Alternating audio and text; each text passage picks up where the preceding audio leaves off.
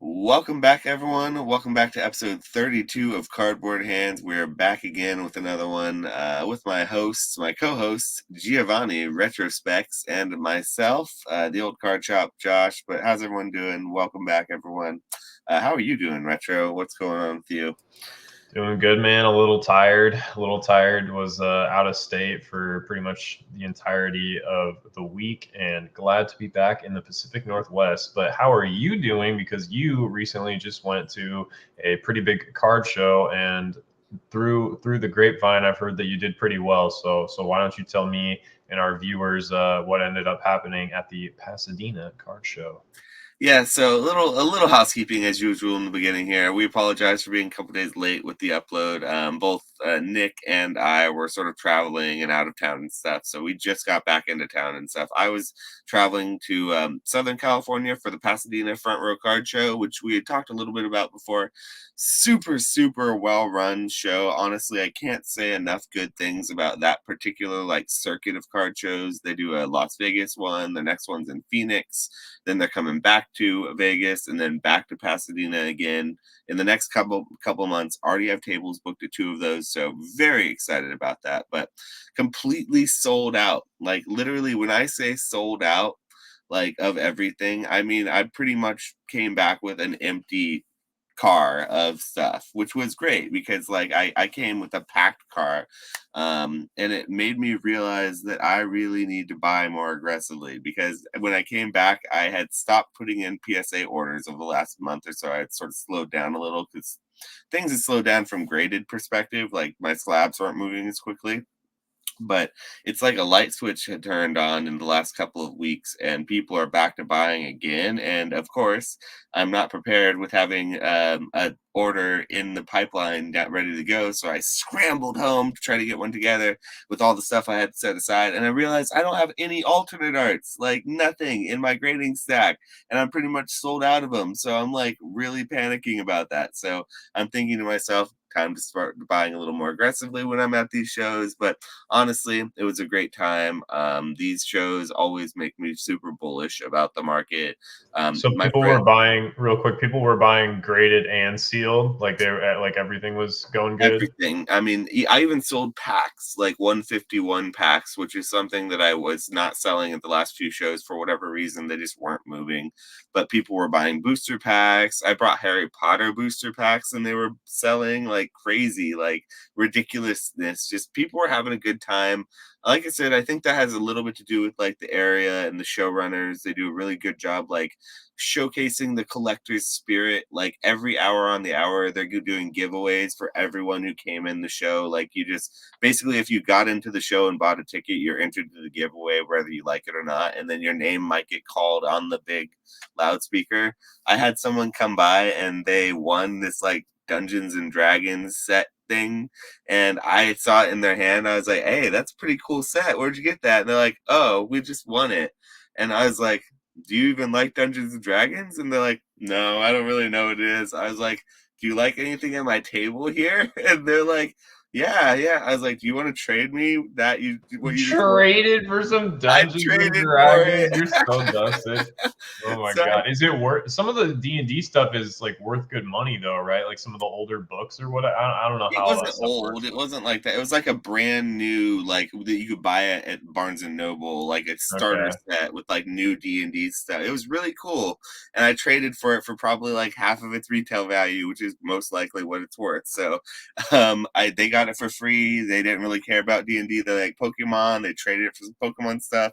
I ended up getting a cool piece to like put on my shelf or whatever, and it's a win-win for everyone. But anyway, they do giveaways like that just for all kinds of stuff, like Disney boxes, sports boxes, Pokemon boxes. They're giving away ETBs every hour, like 5 or 6 giveaways for the whole show. And they do this like throughout the show. They do this thing called a hobby hunt where you could be, if you're like a kid, I think you do it if you're not a kid too, but you get like this sticker sheet and you go around to different booths. And if you fill out the whole sticker sheet by getting one sticker at each like hobby hunt booth, you go back to where you got it from and get this small little prize. It's just like a sticker, but it's something to encourage engagement with the kids and give them something to do, like a scavenger hunt. And it's just honestly a great thing to do at these types of events. So I What love sort of size like was the event, I guess, in relationship to some of the collecticons we've done? Like how big was the actual event space, and then maybe how many vendors? And then it's mostly TCG, like not as many sports, right? Vendors. Now it is now. Like I would say this time it was a 70-30, like 70% THC or TCG, not the right convention, not the right time of Yeah, convention. exactly. The TCG convention. But it was in Pasadena, and there was right down the street from there. We won't talk about that because it's not the type of podcast we are. But there was a lot of that going on in Pasadena. I like to Yeah, I see. can imagine. I can It's pretty imagine. funny to see all that out there. Just such a different environment than what you see in other states and stuff, as far as the types of people who go to these. But they're definitely buying because, like I said, sold out of everything, and basically the size is large as probably Collecticon. I would say most of the others is like comparable. I'd say the Las Vegas one is a little bigger, maybe because it's like in a bigger convention room than what's traditionally held at Collecticon. But 200 plus tables, I think it's like 220 tables is what they But they usually don't have run. a stage, right? With No freaking stage, yeah, thankfully. yeah. Yeah, it's this all business. The way it's set up, it's really nicely lined up and everything. You can pay for a more premium like placement of table in the front, which I personally think is really, really nice to be able to like pay more to be optimum placement because like a collecticon it feels like it's all very like who you know or first come first serve or even if it was random, it would feel better. But it just feels like there's preferential treatment for Collecticon because there's no like way to pay more to be up front or pay less to be random in the back or whatever. So this place, they actually do. You can pay per placement, and I feel like that's a much more like optimized way of running the show from like a seller's perspective wanting to buy a table. So yeah, I think it's just really a And are, good wait, really situation. quick, are the tables a little bit bigger than Collecticons, or No, they're they're still the same 6 feet. size? They don't give you the 8 foot tables. Like Okay, but at the the 8 foot local ones, you tables are like do. a local show special that you get. My favorite, but Yeah, yeah, yeah. Okay, same thing up here too. So, all right, I was just wondering that, and they're but usually about $200 to $250 per table, is what you're looking at to sort of vend at one of these types of larger show spaces, which is what it is for Collecticon. It's a little more than that for like the National or the Burbank Card Show. Like if I wanted to get a table at the Burbank Card Show, which is a 4 day show, it goes from like Wednesday until Sunday, and one of those days is just a vendor only setup day. You're looking about $600 for the lowest possible tier of table, and I there's think like that four would be people around. for like your higher end stuff though, because like I feel like that's pretty big in the sports community. Like everybody knows the Burbank Card Show. Yeah. So if you pulled up as a Pokemon vendor with like nicer higher end stuff, you'd probably do good. I would think. I think Flex actually Well, went it's a to a large big. show. It's yeah, yeah. So our old co-host Flex, he does that a lot. He goes to that show. But it's a pretty big show, and a lot of it is apparently leaning more towards TCG. It's not something I has been on my radar before, and isn't usually on traditional TCG radars, but it's gonna start being on my radar now because I feel like it's more and more leaning towards that to TCGs.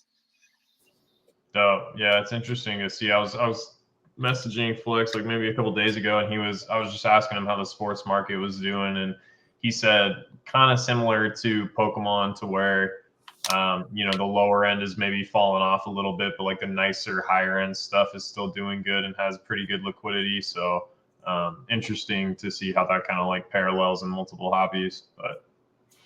Yeah, it's I feel like with sports, it's got to be still booming because there was a sports guy next to me. Like I had mostly Pokemon around me. Like I said, it was like 70-30, but there's still sports there and he was doing great and I was talking to him and everything and he was saying sort of the same thing that you were just echoing that like the goats, the really good ones, the good cards of good players, like vintage or modern, if it's like a nice serialized, like good auto, good patch of a well known player that people still like, not someone who's just hot and then drops off. But those guys do really well, and so I saw a lot of interest in that. And like, there were a lot of kids that would just literally walk up to me, and I'd be like, "Hey, kid, how's it going?" And they'd be like, to see me having Pokemon and like walk right on. Like, I'm way too cool for Pokemon. Get out of here. I was like, all right, I see you, kid. I see you with your flat bill hat, kid. I see you. Yeah, that's funny. I was talking to my barber earlier today, and he was just talking about like Magic, and I was like, look, man, like I know you think Pokemon's nerdy, but like Magic is a whole other level of nerdy. Like that's he's like pretty much purely sports, dude. Like he has some.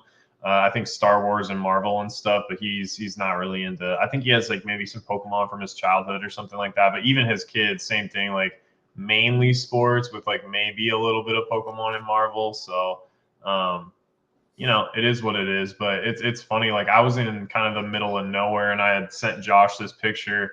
I was at this like restaurant, literally like in the middle of nowhere in the desert, and there was still these like little coloring book pages that were Pokemon that were on the wall at this restaurant. I was like, damn man, even out here in the middle of the desert, Pokemon still have that reach. So it's kind of cool to see that. But What were you um, doing out there, or how was your trip to the desert? I should ask. Like, you don't leave your house much, so I'm curious to hear about your travels. Like, I travel all the time, but where'd you go? Like, it went to like Texas and New Mexico, and definitely a culture shock because I'm from the Pacific Northwest, so just used to a lot of like greenery, things that are alive. So going to the desert was kind of wild to see, but yeah, out there for work, out there for business. So had my amazing girlfriend ship my orders for eBay while I was gone and stuff. I would like call her every night and be like, okay, this is here, and she was a trooper and held it down. So that was pretty awesome to not have to shut my store down while I was gone. do you have any good food while you were out there? Like anything Some memorable? barbecue. Yeah, I had some brisket that was kind of crazy. Like it's funny because you think like, oh man, like they just say like the barbecue's better in Texas or whatever, or is that just kind of like a stereotype or what? But it's good, man. I got some like brisket street tacos that were pretty nuts. So yeah, it was nice to have that. But That's the one yeah, good thing about traveling is you get to get good food when you're out. I mean, that's what you pay for it with all the uncomfortable, like, the pain of having to pay for hotels and be out and about, out away from your comfort zone, but you get it back in the culture of like where you're at if you allow yourself that enjoyment really. yeah, exactly. And this time it was business, so everything was comp too. So it was kind of, Ooh, it it's was it even was nice. better. We didn't go crazy. Like I don't ever do that. Like I won't be like, oh, you're covering this. Let me get like lobster and 6 glasses of wine and all this crazy stuff. I try to stay pretty minimal and be respectful. But yeah, I mean it was nice. Plus like stuff's just generally like cheaper in Texas too. I mean like you could eat for 10-15 bucks. You know what I mean? Like stuff is not 25-30 bucks like it is out here in Washington and probably in California as well. So it wasn't too crazy, but yeah. All right. Did you want to hop into Crossfire? Yeah, and my Crossfire is pretty good. It's pretty good for like theming wise for what we've been talking about too. So this is probably a good timing to go over to that. Crossfire. Yeah, That's almost better than the actual sound clip, honestly. Like, we're gonna have to get a short one, like a nice short yeah, I'll, redo I'll, for I'll it. cut it 'Cause I up can't this be. week. My voice is gonna go out soon doing that. I don't get paid enough. Yeah. I'll cut it up this week. We'll figure it out. We'll figure it out. You should go first on this one, though. Mine won't take that long to answer, so I don't know what type of crossfire you have. As per the, we don't know these things, but I think yours probably will be more in depth than mine. I'm sure.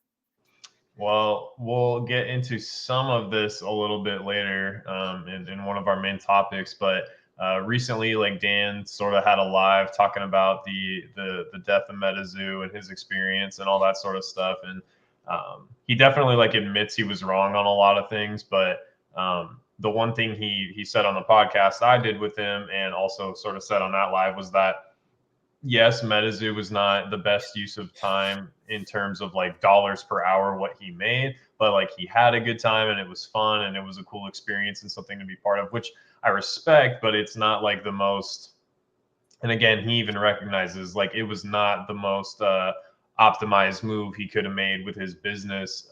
But it was a risk. It was a gamble, and like he believed in it, and so he kind of like saw it through. And so my question would basically be like, obviously maybe not to the point of joining up with a Kickstarter TCG and becoming a partner, but like has there been something where like you just very, very strongly believed in it? Like it seemed like your analysis was right. And then it was maybe like tough for you to accept when it didn't pan out. Like how did you pivot from that? Like if you have any sort of experience like that that you can remember doing card stuff, that'd be my question. Yeah, I mean, I guess you could say that was Magic the Gathering for me, even though it's not, it's kind of a cop out of an answer because, like, no one would really say that that's like a failure per se, or it was something that's like a risk of being a failure. But like when I first started like getting into Magic and when I really started like putting money into it and dumping money into it, wasn't when I started buying my sealed Urza's boxes or whatever. It was really when I started building out my EDH collection and my deck collection that I actually own, because I have one of every single color, one of every dual color, one of every opposite color, and I have like a huge collection of decks that are intact. That I have almost like a box set that I'd put for years and years, put money into via singles, buying for no particular reason, for resale purpose, And anything like that. really quick about the decks, do decks in Magic hold more value over time compared to like a Pokemon deck product because it's Magic is more about the playability? Like how do, because like obviously like most V starter decks and things like that, like those are potentially maybe the worst investments for long term price appreciation in Pokemon that you can make, but in Magic, do they tend to do better over time, like a vintage sealed deck? They used to. They used to Singles used to hold value up until the modern era where things started to get reprint, but that's a whole nother thing. But my point was that like I wasn't doing it for any particular investment value or even really any reason like I was actually playing them. I was building the decks just to have them, not because I was actually using them anymore. All my friends have broken up and like gone scattered to the winds. We couldn't sit down at a kitchen table anymore and play with these decks for hours on hours like we used to, but I was still building them and I was still doing it because I just loved it and believed in it. And I believed someday I might get use out of it or somebody would get use out of it. Legitimately, I thought that when I die, if I die, I could give it to one of my friends and they would get use out of it. And so it was like a utility thing that I just believed in, regardless of what happened. I had long left modern Magic while I was doing this. I wasn't buying into the whatever was being released as a current modern set. It was strictly older stuff that I was building out based on like the huge game log that had already been put out. And so eventually, flash forward to like pre 2020, like 2019, I'd gotten into Pokemon because I was like having fun, like ripping packs with my fiance. We were playing Pokemon Go. But like Magic was something that I really believed in, even though I didn't look at Pokemon, I didn't look at Magic, I didn't look at any of that like an investment. I went out and I took a bonus that I got from my work and some money I had saved up, and I sneakily bought a $3,000 box that's now sitting above me right here. Not for investment purposes, not because I thought it was going to go up or suddenly we're going to boom, nothing like that. Simply because I had pretty much built out my decks how I wanted them. It was one of the things that I would have liked to have had in my collection that I didn't have. That's a lot of money. Yeah. I was ashamed of how much money that was that I was spending on something I had no purpose, intention, no use for. I wasn't going to go split it up and play it with my friends or something. Just going to sit on a Especially at shelf. that time too, like for what Yeah. everything else was worth in the TCG space. Yeah, like, and so I bought it and I was ashamed of it, but I believed in it, and I sat through that box going from $3,000 to $10,000 to $12,000 in this last boom while buying and selling Pokemon. Now the box is worth probably closer to $5,000 to $6,000 at this point. It's gone through a wild ride. It's still more than what I paid for it by a significant amount, but it's just one of the things that, like, if I would have like ever been into it as a flipper, only as more than that, like anything, if I didn't believe in that, you've heard so much shit talk from me on Magic. You've heard me talk about everything, but like I still have this damn thing. Like that is, if I don't know what belief, you've heard me say that in the apocalypse, I will be drafting my magic box with no electricity with my apocalyptic friends that I made, that we got together after the apocalypse and play magic. That is true. You won't hear that from Pokemon boxes. You won't be able to do shit with that. PSA is not going to be open. You don't have to worry about any of that crap. But magic has a use, and I care about it, and I do feel like I believe in it, regardless of what the company does to destroy its own image. So I guess you could say there's something would be Magic the Gathering for me. I see it as zero. I do not see it as any source of income or any source of return of income. Nothing. Never have. I don't want to say never will, because I would like to believe that someday it might hold, but these days it looks like it won't. But I'm still holding. I'm still holding, baby. Do you have like a, I don't know, like is there a number now that if it went to it, you're like, yeah, I'm snap selling, like a realistic number? Like if it went to 8 to 10 grand, or you're like, okay, yeah, it's maybe time to sell. Like I've seen this play out before. What do you think? Unfortunately, probably not, because if that happened, then the other people who had them would have also sold or would be selling into it, and it would be legitimately hard, or that much harder for me to get it back in the future. And it's literally something that I just don't really assign much of a value to. If I was dying and I had to, or if it's like I want to buy a house and I had other income that I couldn't use, like other savings I couldn't tap into before that, maybe. But it's very much so one of those things that it's hard to assign a value to, because I never did in the first place. You're nuts, but I respect it. I respect it. It keeps me from wanting to collect anything else. It literally also, when I bought that box, it like flipped something off in my brain. I stopped wanting anything else in the collector space. Fair enough. Fair I enough. had bought smaller things before that, like sealed things, like little things, but like just having the top of the pinnacle for you as a person, you can kind of stop and move on to other things. I don't know. That's kind of how it was for a long time, and how it continues to be for me.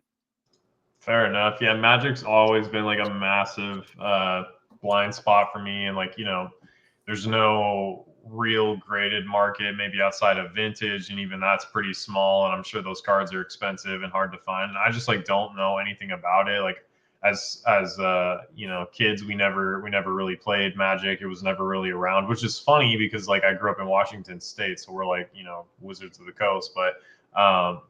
Yeah, like Magic, it was always like Pokemon. I want to say like we didn't really like play it how it was meant to be played. It was fake rules, kind of like everybody else played. But we collected Pokemon, and then when we all got a little bit older, like everybody was playing Yu-Gi-Oh. I mean, we were like collecting Yu-Gi-Oh too. We had binders and stuff, but like people wanted to play Yu-Gi-Oh. Like it was that's like what all my friends were into. So I've just never really known much about Magic, but like it definitely, for being something that's got like no TV show and nothing really outside the card game itself. Like it's crazy how strong it's been and how strong it sort of continues to be, even with all like the ups and downs of the company and stuff. So I don't think it's going anywhere. I'm just not educated enough on it to know like what the prospects are moving forward. But there is something in the fact that it's one of the first ever most successful TCGs. So yeah, I don't think it's going anywhere, and I wouldn't be surprised if the market in general just started trending back up if things like that did start to appreciate again. But again, like who knows? I don't know much about Magic. So what's your question for the week? Yeah, so since we've both been sort of traveling a little bit, and the talk has been about travel and everything, but it's all been so business. It's business, business, business, right? One of my favorite things to be watching lately on YouTube has been like travel vlogs and travel videos and things that from other countries and places that I want to go. So it made me wonder, like, what types of things are other people into, and what kind of travel would other people want to do? Because for me, what I find is I've been doing a ton of like Japanese travel vlogs lately, so it's made me really want to go to Japan. But that leads me to the question. If you could go anywhere in the world for a week and budget wasn't like an issue. It's not like you have $1 million to spend, but it just isn't an issue. You can go and have a comfortable vacation doing whatever you want, really. Have a good for a whole week. Where would you want to go? Anywhere in the world. You retrospects. Probably like Japan, man. Like I've been wanting it'd be like either Japan or Italy. Like I've been wanting to go to Japan for a long time. We have family friends there that I could maybe stay with for some of the time because that's kind of part of the culture. Like it's disrespectful to be like, no, I'm gonna go stay here. It's like if they welcome you into your home or into their home, like you're supposed to kind of like go along with it. But yeah, man, like I would really enjoy it. Like I love Japanese plants as well. Like I love cherry blossoms and just like different Japanese trees. Like the whole aesthetic I really appreciate. And so sort of like going over there and getting to experience the nature, the culture, obviously, like the crazy tech and anime and TCG love. And, I'm a huge DBZ fan. And there's actually like a arcade card game over there called Super Dragon Ball Heroes. And, just being like, we don't have that in America. So like, yeah, being able to go over there and experience that sort of stuff. And I love the food. So that helps too. But yeah, like that would definitely be it for me. Like I definitely plan to at some point. I don't really take a lot of vacations or make time for that now. I'm willing to sort of like bust ass now so that I can kind of do whatever I want later. But every once in a while, it's good to take some time off. Like I'm going to Kauai next month, and that'll be fun. And that's obviously like not a business trip. So, but Japan, like it would be kind of both, and it wouldn't really feel like a business trip. Like I would experience it just to have fun, but then also just being over there, seeing what I had access to, being able to go to like Japanese card shops. They're much more available in like a small concentrated area. There might be like 3 or 4 card shops, so it's not like you're having to drive. In some cases, like an hour, 2 hours to get to the next card shop, like it might be in the States. So yeah, man, just always love Japan, always love Japanese culture. And so many things that I love are Japanese. And um, yeah, so that's definitely up there. And then yeah, probably not have the same answer with you. Like the second place runner up would be Italy for sure. Like Italy, good food. No, But you definitely copied me on both of those answers because my you want to go answer, to Italy too? I'm Rome. Rome for Okay. specifically is the place I would want to go. That's I mean, come it on, just, man. Like cheese and wine, yeah, like it's like, come on, dog. Like it'd be tough, and it's beautiful there too. Like the nature's beautiful there too. So yeah, it would definitely hit. Like pizza, man. Like just, yeah, it would be awesome. yeah, and that's something that I've been telling myself this year that I'm going to do more of is traveling outside of business, is doing something that's like I just couldn't do during the pandemic. That now that I'm a little older in my 30s at this point, that I feel like I have to start traveling. So I know I'm not the only one who feels that way. So if you are feeling the same way, I want to hear it down below in the comments. Where is somewhere that you're planning to travel to, maybe for the first time in the coming year or so? I want to hear about somewhere crazy that you're going. Tell me down below somewhere that you're planning that you wouldn't have maybe before the pandemic, but now you're like, got the itch. I got to go do something. So I want to hear it. So tell us in the comments. But that was a good one. I think those were some good crossfires there, buddy. I Yeah. appreciate your question that time. All right. Next topic: PSA updates for pricing and the search and submission portal. So do you wanna talk about this? Yeah, just a quick little update on some things that are kind of going on. PSA did just on February 1st release a pricing update, and as was sort of predicted by a lot of people, they lowered their prices by not much though. They only went by $1. It's now $13.99, so $14 for the TCG special. But they lowered significantly. They lowered the turnaround time for that down to 30 days, business days. So I thought that was pretty interesting. Have you found that your subs, have you had subs been out hitting quicker? Have you found anecdotally any of that to be true? Yeah, for sure. They were a little bit slow for a while, maybe, in the last 3 to 6 months, but in the last few months, like they've definitely sped up a lot. Like stuff's coming back quick. I remember that one mini special they did at the same pricing.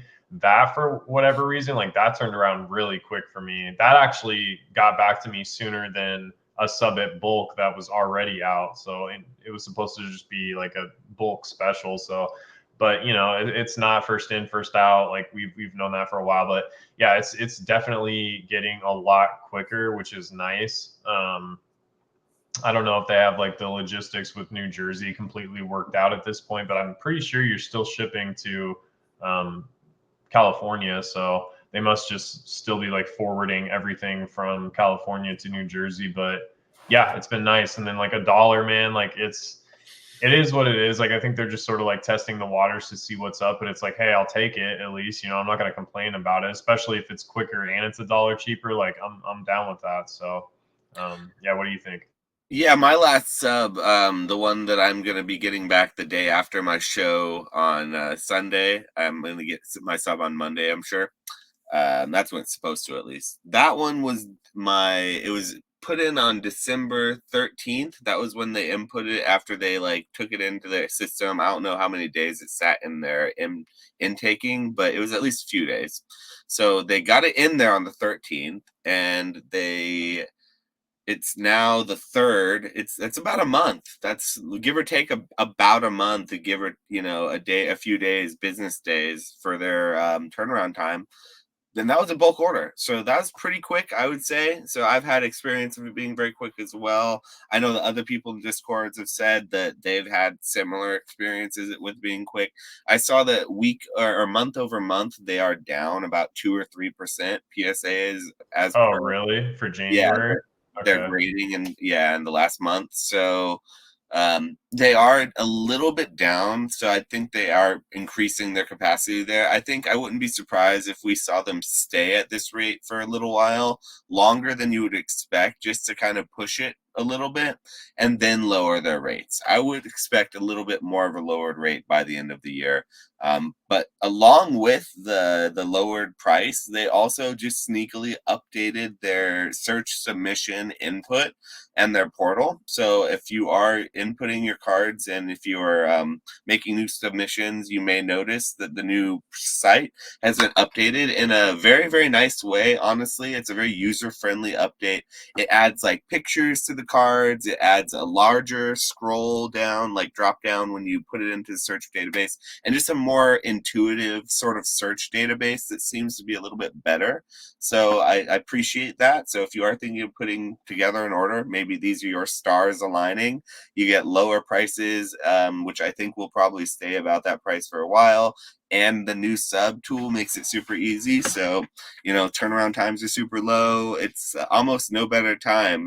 Well, now prices aren't that high on a lot of graded stuff, but they're liquid for the most part. So I don't know. You have anything to add about that before we kind of move on? Well, the last thing I wanted to ask you about the pricing, for me personally, dropping it down $1 is like, okay, cool, thanks. Like but it doesn't change my strategy at all. Like it doesn't make anything that wasn't previously worth it to grade now worth it, like the dollar. You know what I'm saying? Like, so This I just box wanted to. is still in this box. This can't be used yet. This is my $10, like $11 box. I can't grade it until grading fees get to be about sub $10, basically. Yeah, so I'd just be interested to see, especially since you said they were down like 2 or 3% month over month, if this really bumps them back up. Because I don't, like I said, at least for me, I like $1 changes into like, oh, okay, well, I wasn't going to submit and now I am. It's just more like, okay, cool, like I get it back quicker now and I save a little bit more, which is nice because margin on things. In certain areas is still really good, but like it's definitely the race to the bottom type stuff is definitely like getting a lot quicker, and even like nice stuff is still sort of like a little bit stagnant. I mean, again, you could find places where things are doing really well, but yeah, main point, like I said, just like $1.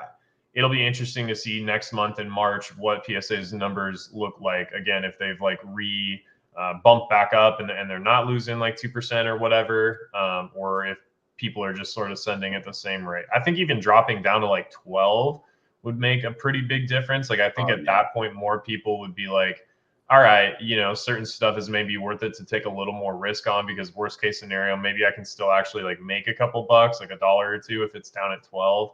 Um, but yeah, would you agree with that generally, or like, what do you think about that? Yeah, I mean, $12 is a big difference between $14 and $15.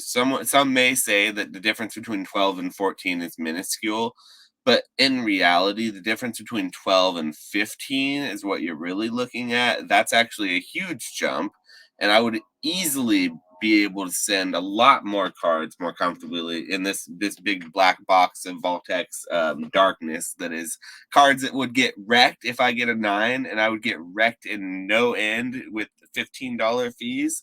There'd be no recovery. I'd be back at Wendy's in a heartbeat. Whereas at $12, I can get wrecked, and maybe I don't have to go crawling back to my old manager at Wendy's so quickly. I can lick my wounds a little bit and have a little bit of my pride left over. That's the difference between $12 and $15 grading when we're talking about certain tiers of cards. And people don't want to think this. They don't want to hear this, that like that those types of tiers of cards, oh, you shouldn't be grading those types of cards. But like that's where some of the best profit margins are made in this hobby, is those types of cards. And you have to take those types of risks, and those types of risk evaluation assessments are what it really takes at times. So like, yeah, it's a big difference. $12 would be, I don't think we see $12 for a couple of months though. I think they're really going to push the envelope here and try to be like, it's like, looking back and forth at each other, who's going to budge first. And I think that we're going to be for dragging along, watching PSA drag their feet and waiting to see who's going to budge first. I don't know who's going to do it. Yeah, I don't know, man. Like maybe this is too idealistic, but it would be cool if you could sell somebody like a $20 to $30 slab and still make money. Like I'm sure there's no, you know what I'm saying? Like I'm not saying like What is this, the pandemic you're looking at? What is no, this? no, no, no. You I'm want not. to, I'm you not want it saying to like be if reasonable? You want to get your money back here? no, no. That's not the point. No, I'm not saying if you fail and you have to sell it for 20 or 30. What I'm saying is like if the all-in price for the cost of grading and everything was still low enough to where even if like turnaround times for that sort of tier would be like a little bit higher, to be able to offer a customer like a $20 to $30 slab, knowing going into it, even if you hit like a 10, it's going to be like a $20-$30 sort of slab. But I'm sure there's plenty of cards that people would like to have just graded. Like I'm sure there's Pikachu commons or like the Pikachu reverse hollow from like one. There's stuff like that where it's like there's tons of Pikachu collectors. It's a cool card. It just has very little value raw.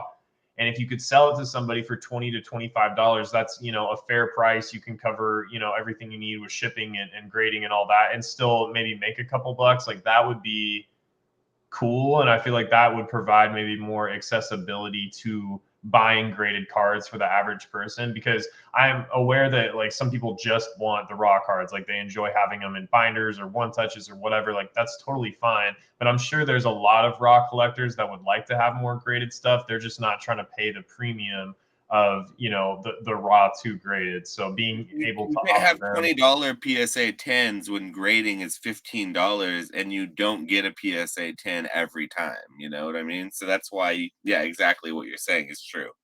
It Yeah, will and like people that it'll want to lower put the like bar and increase that accessibility to the average collector who maybe doesn't want to spend $40, but on this card that's like raw, it's $5.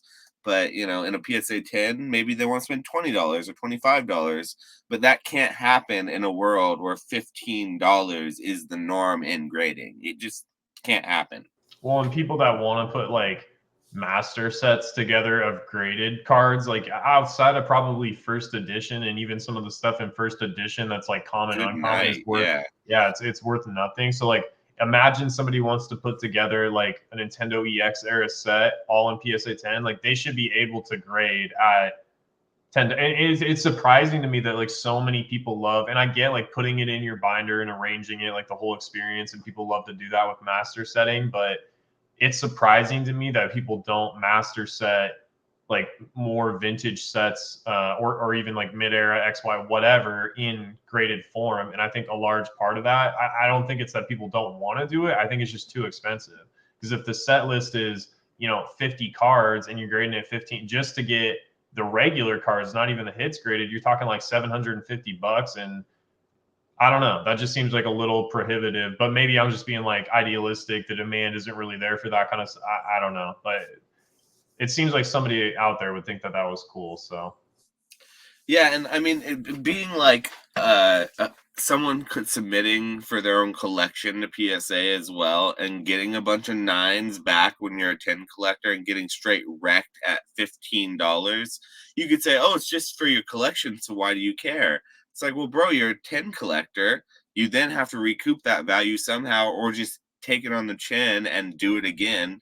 And chances are, after that happens, they're not going to want to just do it again, like a flipper, sort of someone who's used to taking those hits and just will auction it off or throw it in a mystery bag, or they'll sell it at a show to some offload to some bulk buyer, anything like that. The normal collector, they're not going to have those outlets to sort of offset their losses. So that, to the normal collector, those extra few dollars means even more, I would argue, than to the flipper. So like, to the flipper, it doesn't mean much, these couple dollars here and there, because you just kind of, you offset that value, you charge a little more, you don't send certain cards like I'm doing until it gets to a certain level. But if you're just a pure collector, like, it is not a good place to be, where it's 15, 14, $15 a card, when you just want cards in your collection, and yeah, so it needs to be $8 for the special, $10 for the special, for collectors to really start collecting again, in my opinion. That would be my thought. yeah, and I mean, like they could set it up in a way, like this is speaking against my own interest because I'm a business, not a collector, but like they could set it up in a way to where if you wanted access to the pricing, like it had to be, I mean, it would be tough because people would You use a complain and be like, registry. You could use a yeah, that's what I'm registry. saying. Like Yeah. people, they could set it up to where like people, okay, like it's this collector's special, $8, $9, whatever, but you have to use it towards like, building out sets or something like that. But then there's going to be people that are like, I just want to grade my childhood collection and you're not including me, like you can't please everybody, but there probably is some sort of way. And I think it would be cool too, like if they could do more with the set registry. Again, like that's not something that I do, but I think it's cool. Like I think it's cool to sort of like see how your collection of a specific character or whatever kind of set you're going for, like stacks up against other people in the world, and like, keep track of your progress and things. Like I think that sort of stuff is cool. And I think that PSA could offer, little like rewards. I mean, I know they did something for Gem Mint or whatever because he has, the complete graded sets of a bunch of different stuff. But yeah, I don't know. There's just a lot of cool stuff they could do with that to drive engagement. So it'll be interesting to see where it goes moving forward. But all right, you ready to go on to the next one? Yeah, the next one, we won't spend too much time on it, because it is probably something that a lot of people have already beaten to a pulp. But I did want to just touch base a little bit on Paldean Fates, the week after release kind of thing. I just recently went to the local show in Pasadena, and it was the release weekend. Like, when the show started, it was when the set came out. And I didn't have one single person walk up to my table asking about Paldean Fates. And I saw every single vendor there selling, selling, selling for $40, $40 an ETB on release day, which to me sounds horrible, just awful, god awful, because I know those things cost $34 and some change each. And to lug all that and do all that work for the $5 that you're going to get on, I mean, it just sounds horrible. But I wanted to touch base in on the singles. So as we Wait, sort of really talk quick. about, So what sealed were you mainly selling? Was it 151 that you were moving? yeah, so I did a lot of like sealed packs. I had some 151 ETBs. I had booster packs loose of like all kinds of different sets, Sword and Shield sets, 151 sets, Crown Zenith. I almost sold out of Crown Zenith. stuff like that. Can So you it still wasn't like get Crown Zenith from your distributor, or is it still cheaper to buy it on the secondary market, or what's the situation with both. that? So both. It's I can both get it from my distributor a little bit, not all as much as I could get before, but it's still cheaper to get it on the secondary market than getting it from my distributor, though. Have you been Um, buying more of it to like stock back up, or? I haven't lately because I still have a large store of sealed that I bought from the last couple of times. So I do expect that in the near future, when that starts running out, I'll probably start reaching out to the secondary market and picking up Crown Zenith because I do believe it's a good buy. But yeah, this is the first page of singles, the best selling singles. I'll do the price high to low because I want to see what the singles are looking like a week after Paldean Fates. So, does that surprise you though about the situation that I saw with release week of Paldean Fates? Not anyone asked me. I wouldn't have known the set came out if I didn't see everyone else around me just panicking to sell it. But what was your experience been with it so far? Yeah, I mean that is honestly surprising because it like even though boxes are cheap in English and Japanese, like it's the singles have been, at least for me, like pretty liquid in Japanese, and I would have expected. I mean, I personally think it's a really good set. Um, I think that there's probably just a lot of it out there right now, and it's just kind of like bouncing off what the current market climate is. But I think it's a good set. I think it's got some pretty sweet cards in it, and yeah, I am surprised that people weren't. And, like Charizard, Mew, and Gardevoir. Like I know the waifus are always cheaper in English than they are in Japanese, obviously, but the Charizard is around the same price that it was initially in Japanese. Same thing with the Mew, but then the Gardevoir is a pretty steep fall off. But what is nice here is on this first page, there's still baby shinies that are above like $10. Like there's a I decent was amount. gonna say So, the pricing looks pretty strong to me, especially yeah, looking at considering some of these baby shinies pricing. Ditto $23. I mean, maybe it's playable or something. That could be part of it. But like Lucario, 8 to 8 to Lucario's sick. Like the Lucario and Entei are. I love those cards. Those cards are sweet, and the I mean, Snorlax. yeah, they're sick and all, but that's strong pricing for a baby shiny. Like you expect the Charmander to Yeah, be over I ten mean dollars. Ditto's got to be playable, right? There's no way $23 or 20. Is that $28? Yeah, there's no way it's $28 just on collectors alone, right? I mean, that the Pikachu holding almost $30, it's pretty incredible. Yeah, Yeah, I mean, honestly, I'm surprised too, looking at these singles and how much higher they must have been last weekend. I'm surprised there wasn't more demand for it, but like you said, I think it just has something to do with a lot of it being out there. That's just all. It's just a ton of it. yeah. I think it'll bounce back over time. Same thing with Crown Zenith too. Like I don't know. I just think it's a really good set. A lot of really good looking hits in it. There's probably just a lot of it out there. But over time, it's continually going to be. And with sets like these, especially with the shiny bolts, like you don't ever feel like you absolutely got wrecked. Like even if you don't get close to your value back, like you're always getting hits because the hit pool is so large. So you can open an ETB or a 3-pack blister or whatever and still get something and feel good about the opening experience. And I think that'll translate to like the online selling platforms and pack breakers and all that stuff. So again, even though there's a lot of it, I just feel like Crown Zenith and then Paldean Fates now is they just have a good opening experience, and in the future, people are going to look back on them, fondly. So yeah, what do you think?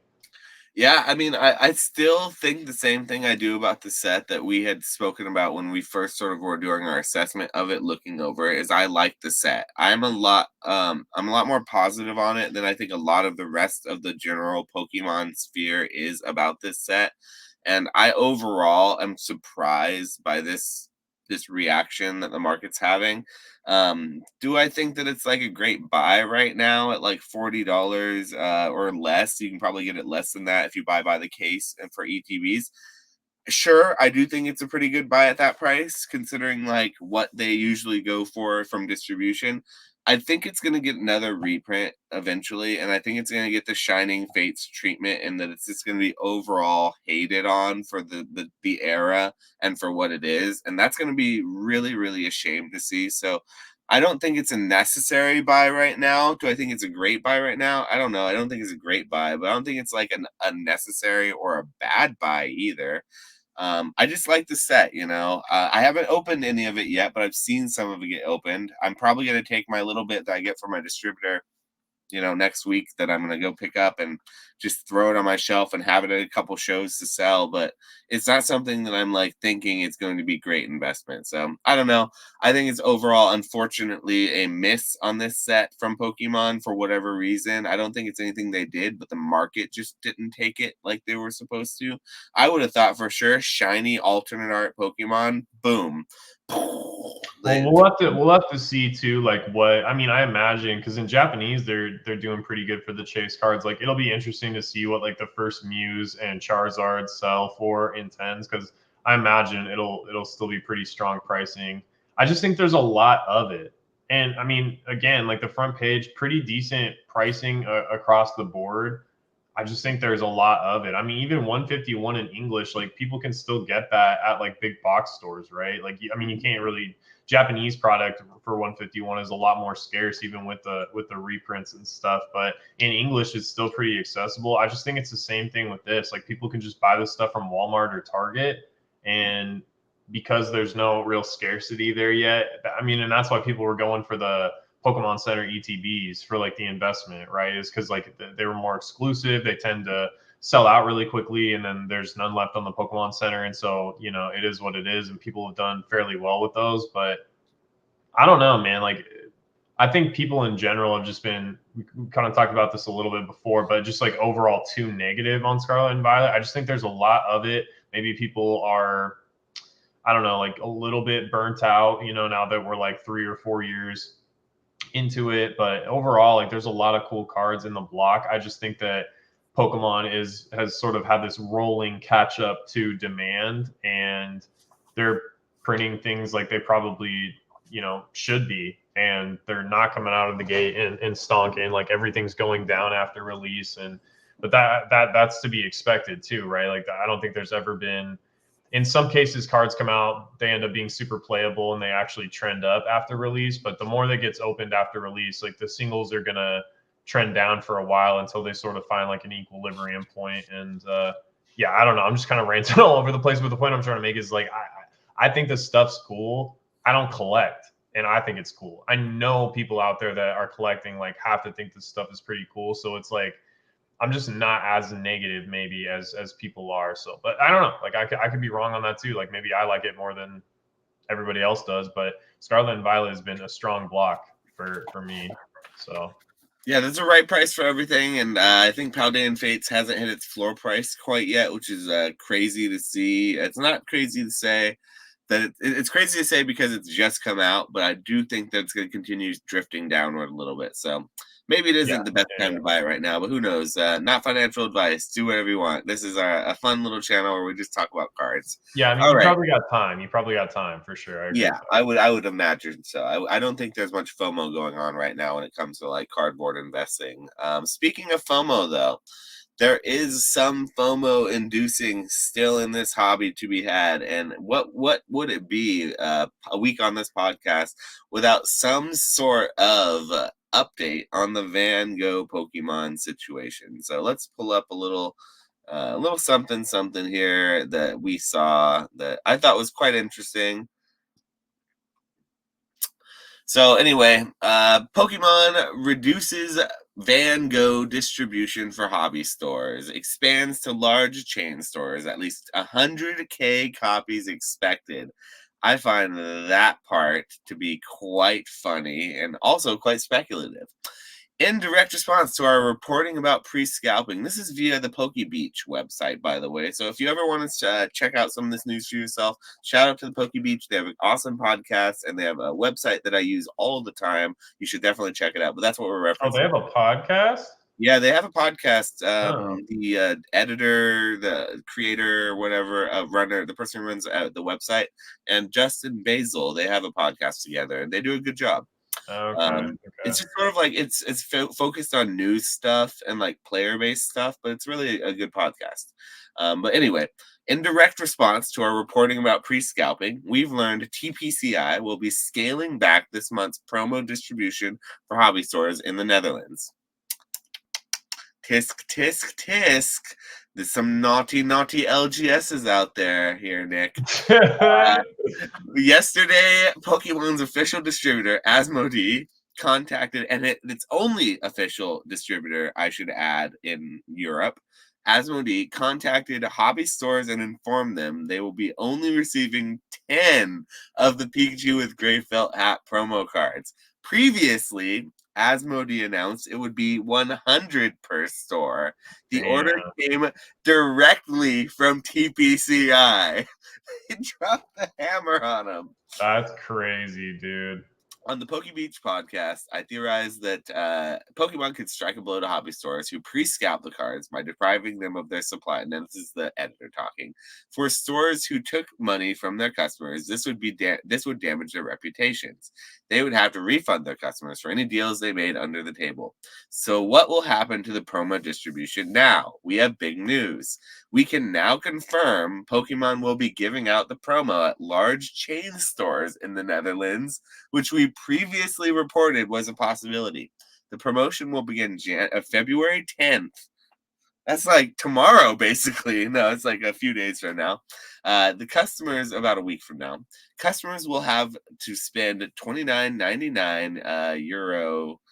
I think that's euro, to receive a copy. The promotion will be available at blah blah blah blah blah blah blah. All these different toy stores in Europe that I don't know any of, so read those if you would like.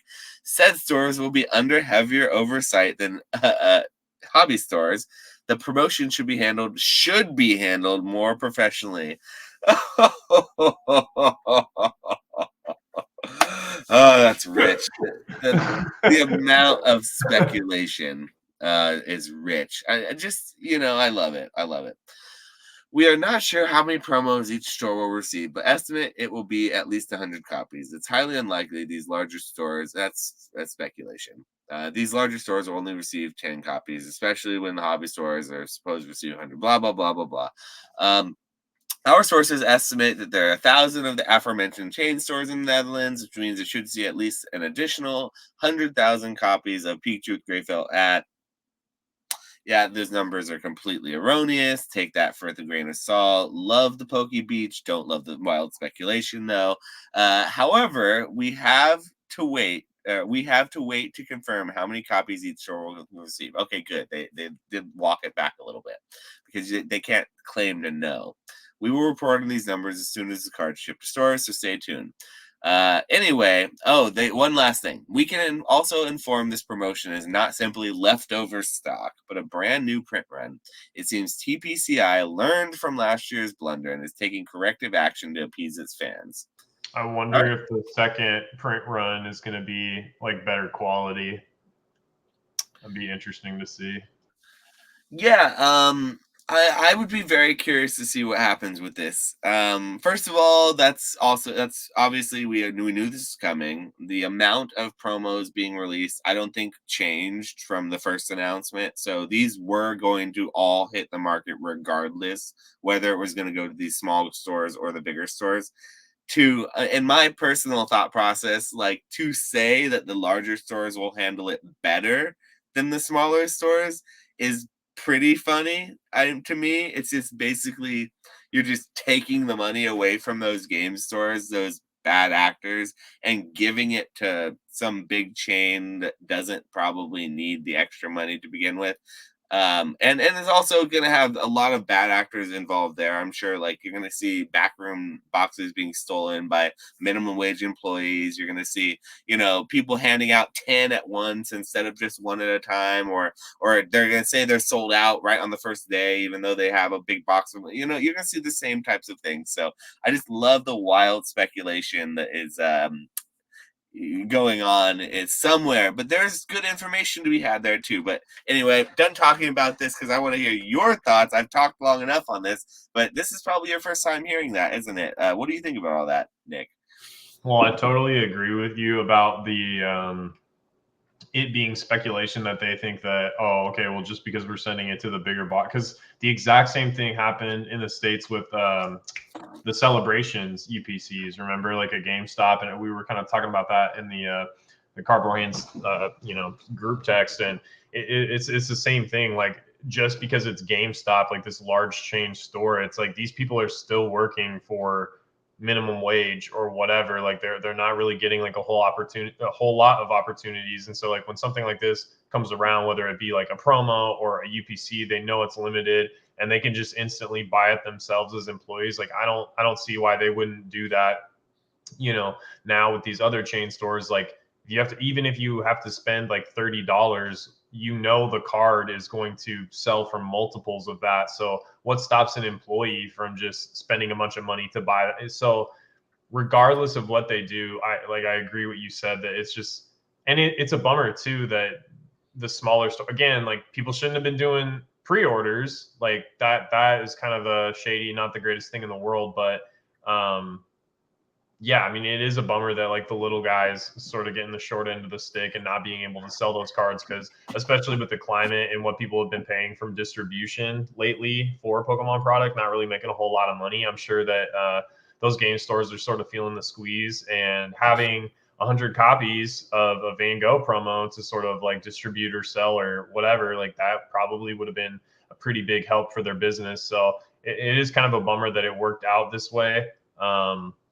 But I think even if the price dips a little bit with the new supply, like there's just so much demand for this promo that I don't know. Like at that point, I might be, convinced to buy the dip, and it might be interesting too. Again, just to sort of like buy a few from, the Netherlands or European sellers, maybe on eBay, and see if the print run is any better. Like what percentage tens are sort of coming out of the second wave, being that it's more of like what it sounds like a smaller, more boutique sort of batch maybe. So yeah, that's pretty much all I would say about it. And yeah, it was my first time hearing about it too, is when you brought it up. I was like, man, like every week to week, things are changing. So it was interesting to hear about. If this is not the card of the year for 2024 or 2020, I mean, it came out in 2023, right? At the end of 2023 or was it the beginning of 2024? I think it was end of 2023 is when it came out. It was October, I think. It's been out for Yeah. a minute. So if this isn't the card of 2024, like the most graded Pokemon card or one of the cards of the year, I don't know what is, but yeah, I'm sure people are tired of talking about it or hearing about it as much as we are tired of doing week after week. But I will not lie, it has been continued to be entertaining to me, this whole saga, and I will apologize now in advance and say you will not hear the end of this story of this card. This card we are not done covering it. Unfortunately, maybe we'll get a couple weeks off, but. For now, it seems like it is here to stay in the zeitgeist that is Pokemon 2024. Yeah, I mean, at the very least, we'll want to see what it's looking like price wise once the new supply hits the market, right? So yeah, and it only took us an hour and 2 minutes to get to our main topic of the the day. juicer, the big juicer.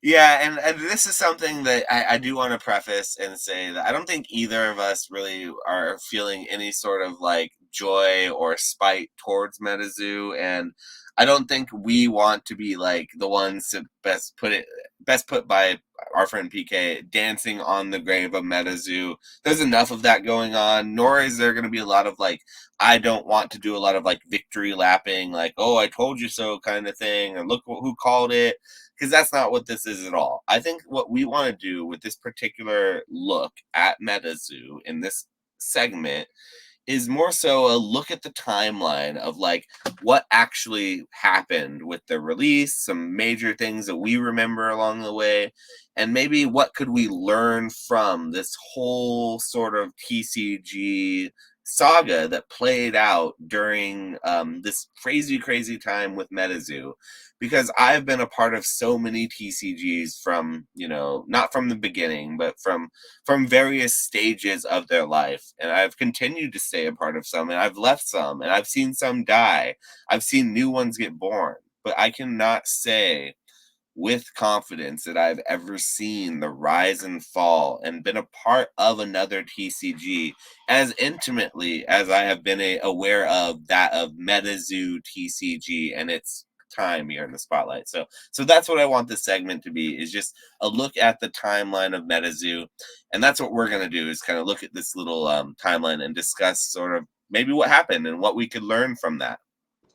Yeah, 100%. Like, I echo a lot of that. Like, really good case study, really interesting to be a part of, especially with how crazy things were in just all TCGs over the pandemic, and then to see sort of a card game come out like mid peak, and then how it sort of like navigated everything. And like, yeah, I totally agree. No dancing on the grave. Like, I've said multiple times on this podcast and probably elsewhere that like I don't have an issue with MetaZoo. Like, I think some of the arts were really cool. I got a free Dan promo because I bought into a couple of his MetaZoo box breaks to support him and have some fun there. So my main criticisms have always just sort of been that I didn't really care for the way that management handled a lot of the different like business decisions and releases and things like that. And then also the way that the Discord was handled was like really weird to me. So those are my main criticisms. But I've also said that like I'm surprised that it was still alive and that it stayed alive for so long. But again, that wasn't because I wanted it to die or hated it or anything like that. I don't really do much with it now because there's no money to be made really. Like, there's no liquidity really, and unless you were like a partner like Dan getting things at a severe sort of like distribution discount, like there's no money to be made, so it didn't really make sense for me to interact with it as a business either. So, And that being said, let's take a look at our timeline that was made by our good friend Jody Matomas. Did I say his name right there? I think. yeah, Matoma, yeah, that dude.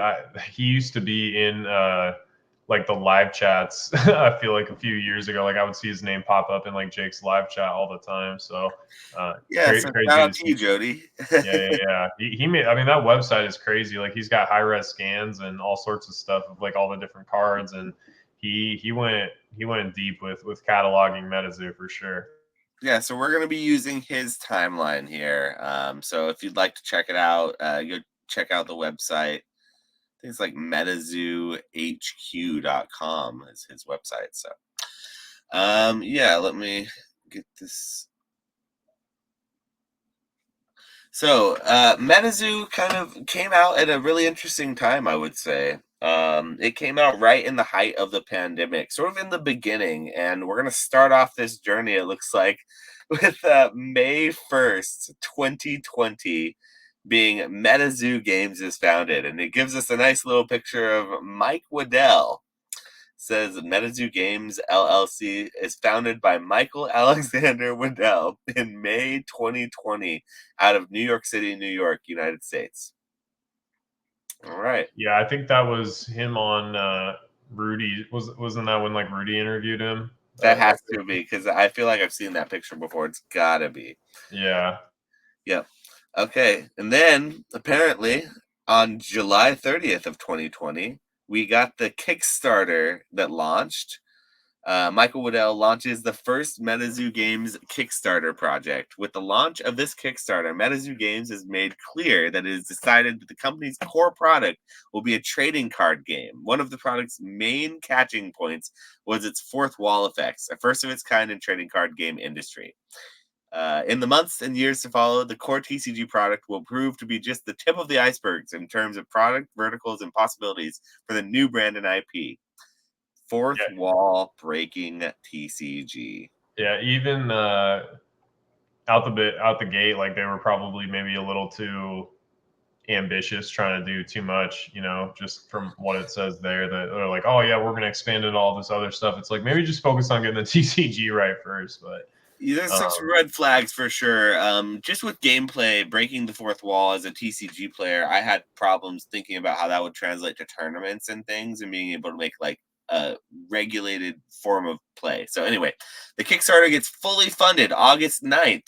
And 10 days after being launched, I thought it it gets didn't. fully I thought funded. it didn't get completely fully funded though, because that's why like there were less Kickstarter boxes, or like the company held on to some of the Kickstarter boxes and like released them through different products and stuff. Like No, it I didn't says know the Kickstarter ever got fully funded. no, it says it did. It ended successfully August 30th, 2020, with a total of $18,249 pledged by 255 backers. That Um, can't be right. There's no way I got filled at only 18 grand. That's like whoops, nothing. whoops. Okay, sorry about that. Okay, yeah, that's what it says right there. Yeah, I know, no, but I'm saying like I don't think 18. I think they wanted like 50,000 is what I'm saying. Fair. Okay, so yeah, it might be sort of Like it got funded, but it wasn't. It yeah, didn't reach their goal. Like I fair think enough. Yeah. fully funded sounds misleading. I don't So know. Those are September the 13th, the first sample cards come out. Yeah, Dan's wild for buying those sample cards for I mean, I don't know. It's just going way out on the risk curve.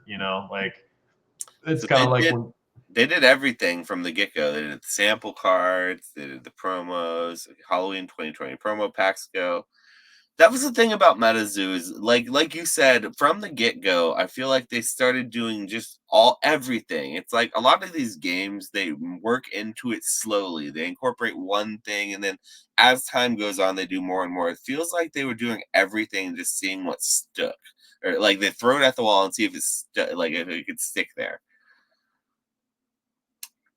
Yeah, no, I totally agree. It is kind of crazy though, looking at that Wendigo pack. I'm like, damn, I remember that when like Nightfall came out and people are all hyped on that set because Cryptid Nation was popping off. At one point, Cryptid Nation first edition was like $600 to $800 a box. I want to say like it So is let's go back up. insane. So Cryptid First Nation, I think, was almost $1,000 a box at a certain point. And Really? I'm not sure if it got quite that high, but the Kickstarter box got over $10,000, didn't it? I'm not. So I'm actually looking. I'm on the Kickstarter page right now, and for $5, you could get a business local game store partnership.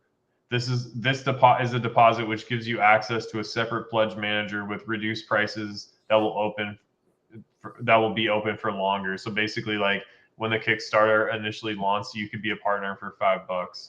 That's insane. I mean, Yeah, he's giving. I mean, okay, so he was sending out packs and like distribution like packets and things to a ton of LGSs, influencers, a ton of different people all over the US for a long time, I guess, before it was really picked up. So like for example, our friend Mason, he had some of those sample things he just didn't do anything with them for a long time because he didn't really know what it was. So like yeah. it's crazy that like some of that stuff really the sample packs were like thousands of dollars. I heard our So friend Dan talking about it. Those things are $4,000 for sample packs. yeah, that's bonkers. So I'm looking at it right now, and I was actually wrong. The goal was initially $10,000, which is crazy because what the hell are you going to do with $10,000? Like, Nothing. I could use yeah, $10,000 on Pokemon like inventory for a couple shows, no problem. yeah, exactly. So I'm like, how are you going to start a whole company on 10 bands? But that's kind of wild. So I guess I was wrong on the fully Okay, funded part. I guess it let's was go fully. back down on our timeline journey here. Okay, Okay. so they have the promos first promos being packs. They're like, I guess, Halloween packs. Yeah, they did Halloween packs pretty much every year and like Christmas packs and stuff. For a while, like like if you could be like as soon as something pinged in the Discord, if you could get to their website and check out, those promos were like free money. Like I remember buying the Uncle Sam barbecue dude for like $5 on the website, getting it in hand, and then like instantly selling it within hours for like $150 on eBay. So like you could just print if you could get these promos. For a while, it was like, yeah, it was literally free money. But again, that was like max hype, max boom. Like people were stoked on it, and they sold out quick on the website, so you had to be like on it. Um, yeah, I mean, straight up, they were doing it all from the get go with the promo cards, the numbered cards. The hype was there. This was not like art. I mean, it's hard to say it wasn't organic because it felt like everyone involved was so excited. Okay. February 15th, 2021, customers start receiving their Kickstarter product. Roughly 6 months after the Kickstarter had been successfully funded and finalized, backers of the product would start receiving their pledge products in the mail. The fulfillment, shipment, and arrival of the product to customers' homes would continue into the March of 2021. The print run sizes for Kickstarter was 2,500. Well, okay. Oh, yep. And then there they are, the This NFTs. so here's Dan the still owes me meme. that NFTs. He's promised. I want March that level. 16th, 2021. NFTs. Yeah, I want. Rise and fall. I This is want that. probably yeah. What is it? Loveland Frogman with the 3D like movie glasses. That NFT is fire. I've wanted that for a long time. So 17 different cryptids available in very cool 16-bit art style graphics. It says. I need that PFP, baby. Especially now that it's probably worth less than the gas to send it, but it's still fire. I like the Loveland Frogman art a lot. I like Mothman too, and like June Sorrel. 26th, 2021, first Collecticon. MetaZoo. Just got to hit these milestones as we hit there. It's a Yeah, big part for MetaZoo. I feel like Collecticon and MetaZoo kind of go hand in hand. If it wasn't for Collecticon, I don't think MetaZoo would have had the exact hit that it did. I wonder how many other Kickstarter or like just smaller TCGs are gonna start dying off now. You know, like since things have gotten a little rougher, like there's so many small Kickstarter TCGs when we see or like when we go to Collecticon and stuff, I'm like, how do you guys survive? Like there's one called like Canna Beast or something, and I'm just like, who the fuck is playing this? Like this is so stupid. I But have no no offense, idea no how they're offense. still alive because they've been around for a minute and I don't know what they're doing. I have no idea what that thing is. Uh, Yeah, like I don't know, they gotta be losing money. At some point a lot of these gotta be going July bankrupt, I think. 2021, 25,000 Cryptid Nation first edition boxes get released. Steve Aoki joins the team July 30th, partnership with Steve Aoki. This was one of the things that MetaZoo started doing with Steve Aoki being the first of these partnerships. They started really partnering and going in with these like influencers and really focusing on that like partnership kind of thing. And then in apparently Shah Mead was added as the founder of Game Castle, joins as the COO in MetaZoo, apparently. I didn't know they had one. Yeah, for real. Pin club. I never did any of the pin club stuff. Did you? I didn't do any of the auxiliary. So my interaction with MetaZoo was will come up here as it scrolls through. Was with my first interaction was with Wilderness, and then after it was through distribution. Oh, dark, dude. Like, not only was the set mid, but they just printed Yeah, so much of it. they got it. The first distribution of Wilderness was given out to Whatnot streamers. We could order as much as we wanted, and we didn't have to pay for it until 2 months after, like a month and a half after we got it. And so it tanked the market because hella people got just like cases on cases of it because they had no distribution and it just couldn't get sold. I luckily got one case of it, so I didn't go too heavily. Isn't it Top, wild that they got so September 30th, 2021, Topps Series Zero, like isn't it wild that out of all the things that were booming at that time, MetaZoo was the one that got a Topps product. Like a new Pokemon Topps product would have been sick.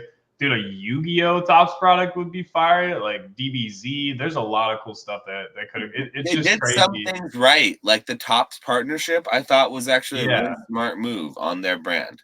See, Like like this is cool. Like I like the art. I mean, you know, subjective or whatever, but like I like the art on that card. You know, I think Nightfall, October 1st, 2021. A lot of people's favorite set is Nightfall. That was yeah, their it's official it's got second some of set. the best arts I think in it for sure. It's kind of got that Halloween kind of spooky vibe. Mothman was a big the main character Mothman was a big lure in Nightfall, I believe. But Yeah, Mothman and 50,000 Wendigo. 50,000 booster boxes. They are steadily increasing their print run as we see these numbers go up. MetaZoo. Oh, the first 101 NFT. I remember like Jake and Dan were like, yeah, we were talking about buying that on like some live stream or something, and it ended up going for like 13 grand. I'm just like, man, thank God y'all did not buy that 101 NFT. But you know, hindsight's 2020. But even then, it was like, what? Like, I don't know about this chubby little moth thing just flapping its wings for 13 bands, but you know. Famous artist and animator Gal Yosef and partner Steve Aoki made it, so that doesn't make you want to throw $13,000 at it. It got sold at like Sotheby's too, which is like a high end It says auction for house. $214,000, so 13,000 would Two have been a hundred good buy. fourteen thousand. Yeah, you're a fool for not buying that No. at 13,000, Nick. You would have been a rich, Um. rich fool if you had. Oh my god, dude, this is MetaZoo Games releases its token NFTs November 29th, 2021. There are a total of 5,000 token NFTs ready to be presented during the November 29th to December 2nd, 2021 Dutch auction, with a total of 10 different 16-bit styled spinning coin tokens, some more rare than others. see Oh, like whoa, whoa. this first thing right here, the second edition release. That to me is like their first big mistake. That came out immediately after. Like they should have just kept it rocking.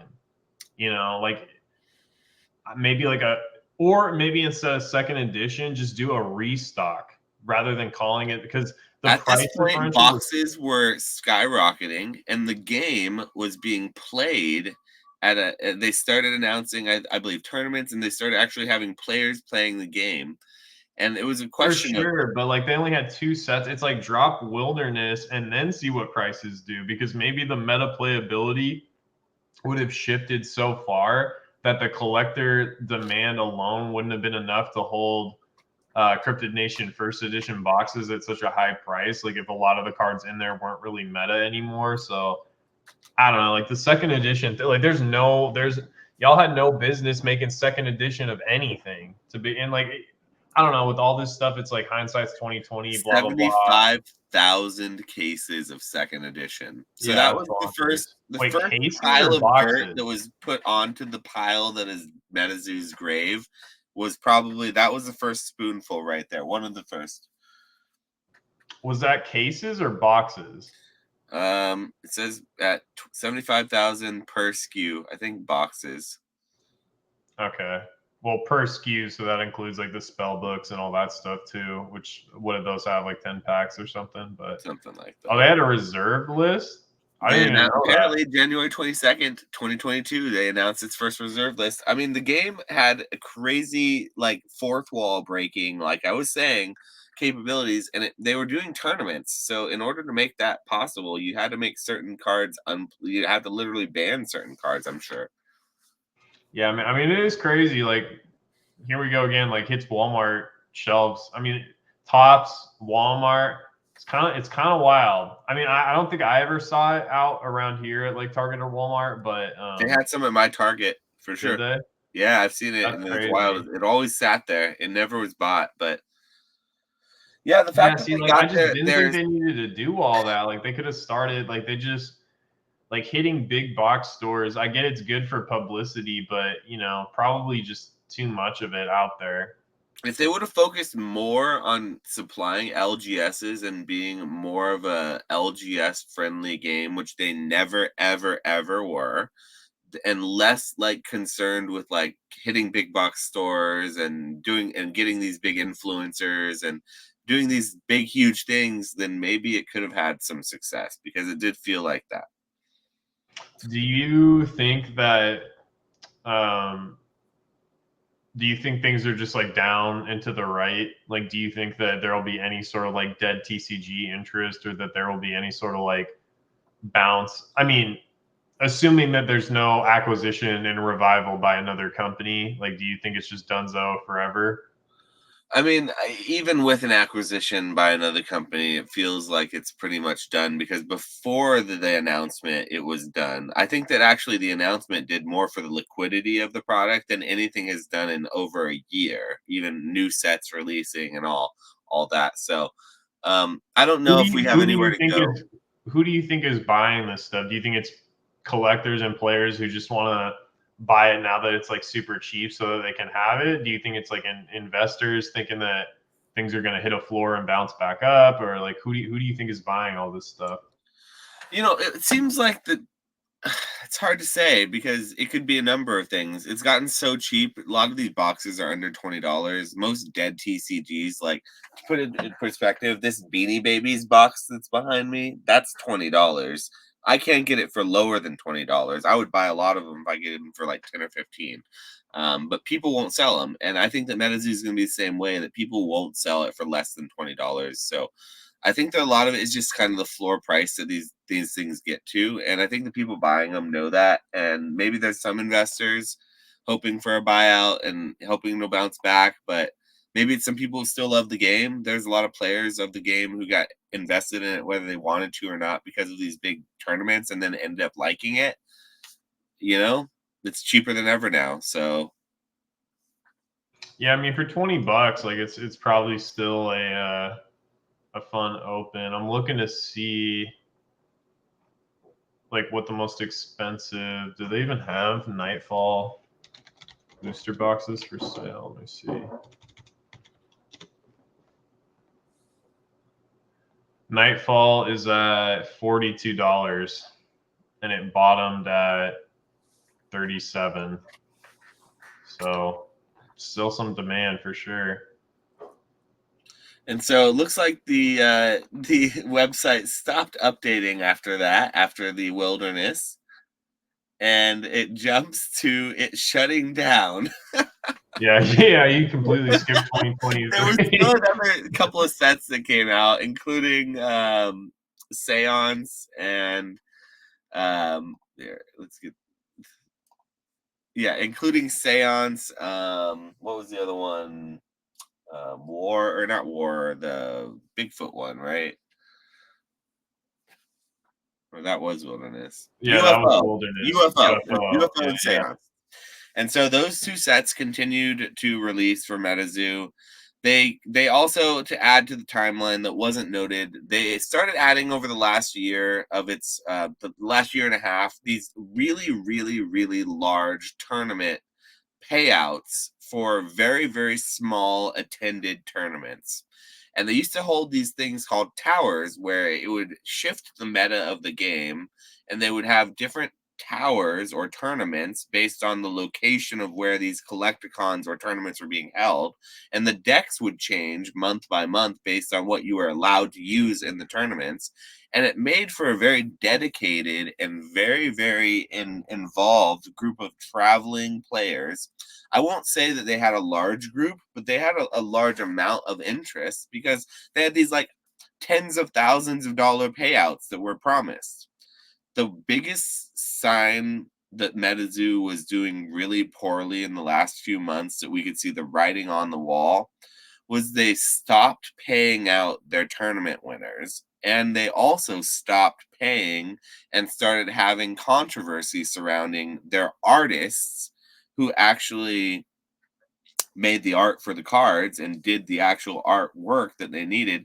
They would not pay them correctly or adequately for their work, and many of them walked out in the last 6 months from the game entirely. And they started crowdsourcing their art through their Discord, asking for contributions from public people who wanted art contests and saying, you could be a MetaZoo artist too, just submit your art to us and you could be on the card, and started taking their art that way and crowdsourcing it. And that was also a big slap in the face to these artists who they were supposed to be paying. And then they went and used a lot of that money for what was most likely and considered by many to be their largest failure and biggest partnership to date, which me saying is a failure is maybe a bit of an opinion, but the Kurumai, or the Hello Kitty infamous partnership that sort of sealed the deal for MetaZoo's last official launch, which just happened over the holidays. It was a partnership with Hello Kitty, one of the largest brands in the world, and it was sort of seen by many as a last death effort attempt to get break into that public interest sector that just wasn't necessarily there anymore for MetaZoo now that things had sort of cooled off from the pandemic or whatever, and cards weren't really hype anymore. So to try to capture some of that market share, They partnered.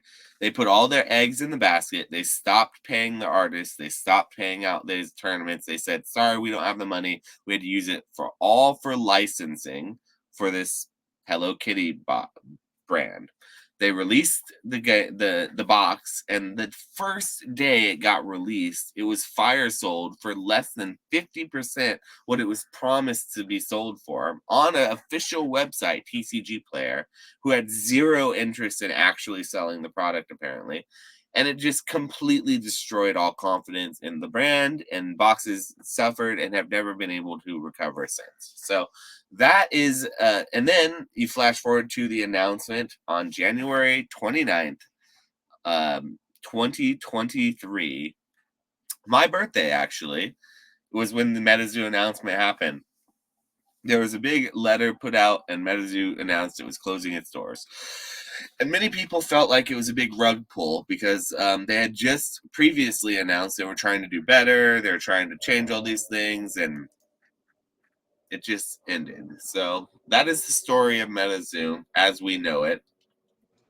Yeah, crazy thing to live through for sure. Just kind of wild to see the ups and downs with it. But I was looking at some of the prices on TCG Player, and like native seems to have, again, like I'm not going to click into every one of the cards and look at liquidity. I clicked into a couple and it was pretty dark, but I mean some of the prices on the single cards are still surprising. I mean, especially compared to like when we did that set ranking podcast, and like just seeing what cool cards of popular Pokemon we're selling for on TCG Player, to see some of these MetaZoo cards sell for like $27, it's like damn, because there's nice hollows from mid-era selling for 15 or 10 or something like that. So it's just kind of interesting to see.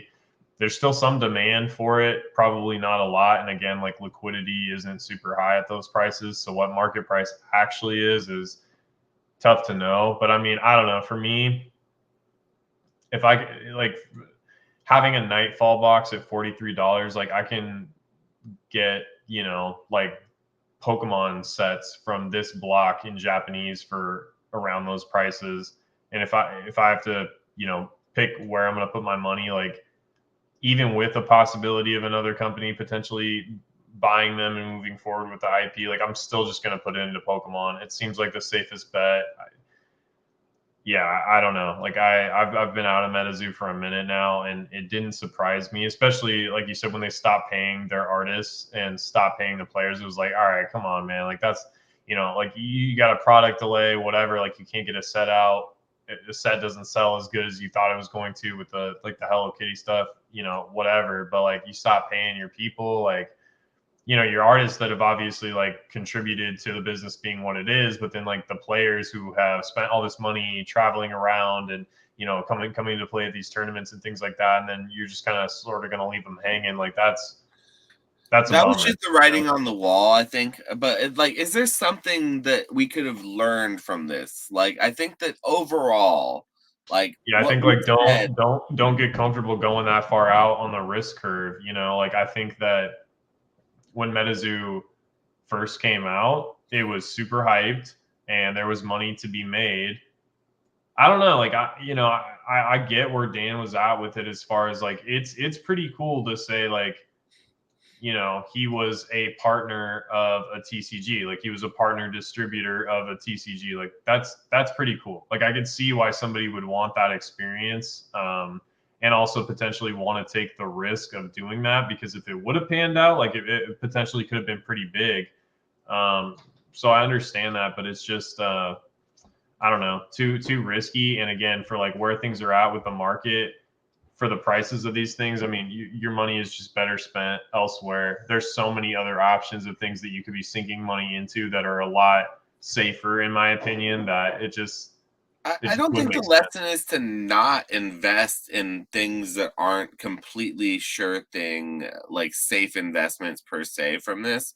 And I don't think that that's necessarily where MetaZoo really faltered either, necessarily. I do think these are lessons to be learned, but I don't think it's necessarily the right lessons here.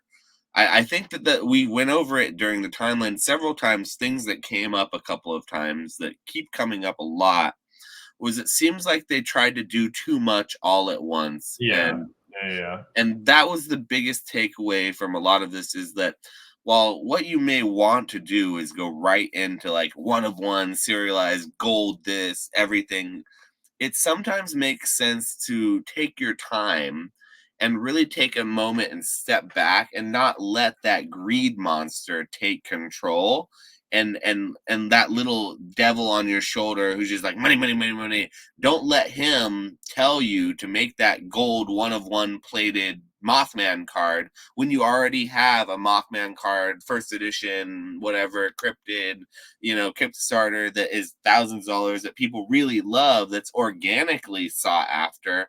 Don't then go and make an inorganic version of it 10 times and milk it dry. Like, and then don't see what other things worked or don't see what other companies did and just copy everything. Like, maybe pick one of those things that works well and do that. And then slowly, as things like progress, as you sort of lose steam, then you add in those extra elements. Like, how many years did it take Magic to get to serialization? Has Pokemon ever even gotten to serialization yet? Like, and it's Bear Walker stuff, but outside of that, no. Well, actually, I mean, not with cards, but they have like items. Like I know they have figures and stuff on the Pokemon Center that are limited, but I agree with what you're saying. I wonder too, because I know Mike had said, and it's just, obvious business sense, that they were leveraging the fact that their boxes were selling for these crazy prices on release. They were using that to get these collaborations going, like with Tops and Pin Club and all the people they did collaborations with. They were like, look, like every time we drop a product, every time we drop a promo, it sells out on the website. Every time we drop the boxes, MSRP is 100, 120, whatever it was, and here our boxes are selling for like 200. So they were using, and so I wonder if like in any of these contracts there was pressure to sell more and more boxes set over set, and if that's part of the reason why they really overprinted Wilderness. So I don't know, but it was definitely overprinting. Like MetaZoo might have still died, but it might not have died until like around Christmas or something, or maybe even years down the road if they wouldn't have overprinted Wilderness so much, and then also done like second edition of like all these set like that. Yeah, it was just too much, and trying to do too many things at once. It's cool. Like I get that he was trying to establish, be like Pokemon, to where Pokemon you get like Pokemon, plushies, yeah, comic, plushies TV and show, yeah, video everything. game, you Like name it, MetaZoo had its hand toothpaste, in it. like all sorts, all sorts. Like I get that, but it's also like, dog, you're not Pokemon. You know what I mean? So to even get to Tops is crazy, and like the Tops set did pretty well. A lot of the serialized stuff did pretty well, but it's like that is more in the scope of the TCG. But then trying to do like all this other stuff, and I don't know behind the scenes how much that detracted from what they were actually trying to do with the TCG. But yeah, I don't know. Crazy case study to be a part of. Like I'll always keep this Bigfoot. Dan signed Bigfoot, and then his partner promo he got, like, just kind of keep that because he's the homie, like to support, but also just as kind of like a remembrance of don't get too don't get too confident in these crazy risky things, and just seeing everything, not just MetaZoo fall from the boom, has been pretty enlightening, right? And I've never been through that sort of market cycle in my life. Like I've never been in collectibles really like this deeply to see that sort of market cycle play out. So for me, it's definitely a huge learning experience for sure. Yeah, it's crazy to see something actually go to zero because, like, I mean, I know it's not truly at zero. About $20 a booster box is about as close to zero as you're going to see it get. I think. I don't know if the first edition boxes get that low, and I don't know if the Kickstarter boxes get that low ever, but and I think there'll still be valuable, like, the red ink card or the old scratch or whatever the like chase cards of like MetaZoo are. They'll probably hold some value, I'm sure, to the people who want them because they're hard to pull. But yeah, I just, I don't see much of a path forward for it anyway. That doesn't change though, and it just I'm curious as to like you said, which of these other TCGs may be next in line then. So do you want to Well, make any we could. bold predictions? Well, it's funny because I remember Grand Archive was another one of the Kickstarters, and I looked it up, and it's like a very waifu heavy. It looks like, but dude, there's cards on here selling for like $850 from these sets in Grand Archive. There's just a lot of money sloshing around out there. It's crazy, man. Like there's so many outside of the main page of TCG Player. Like there's so many other TCGs that are absorbing market share. It's wild. I don't know because I don't really do any business in any of these, so I don't know how strong the market is. But yeah, to see that people are buying $800 Grand Archive cards is, I mean, you get what, like a first edition. You could get a PSA 9 first edition Snorlax for less than that. Like that's crazy. That's crazy to me. So yeah, just kind of wild. Did you want to move into our last little deal here? Yeah, and like I think we've probably said enough about this, especially in conjunction with all the other streams that have talked about this topic over the last week. And I don't know if it'll come back around. Like if MetaZoo gets bought out by like Bandai, we should talk about like a little bit of the conspiracy theories that have been going around. People think that MetaZoo might have gotten bought by another company, or is it the process of getting bought by another company, and then that's going to be like them getting repurposed and rebirth like a phoenix, and they somehow have a path to rebirth or success again. But look, I just don't see that as being realistic. It seems like a whole bunch of rumors, and I think it's one of those things that I think a lot of people hope that's the truth because they don't want to believe it's dead, but seems like a lot of just cope. It's a lot of cope, Yeah, unfortunately. I mean, I haven't really looked into that or watched any of the videos on that. Like I heard it in Dan's stream or whatever, but like I'd be willing to put money that it's not Bandai. Like it just doesn't make any sense. All of Bandai's IPs are Japanese, so I don't see why people would think that Bandai would be rushing in to buy MetaZoo. So that's just my take Because on it. they're worried about their competition, Nick, and they Yeah, want to I'm sure. bury I'm it. sure. You And got they're Luffy worried about cards. their One Piece Yeah, competition. you've got friggin' Sorry, I couldn't Luffy even cards. finish that. No, you're good. You got Luffy cards out here selling out of I don't know what it's called in English, but the fifth set basically the Luffy chase card is like $3,500 raw in English. So I don't think they're worried at all about what MetaZoo's got going on. They are reprinting.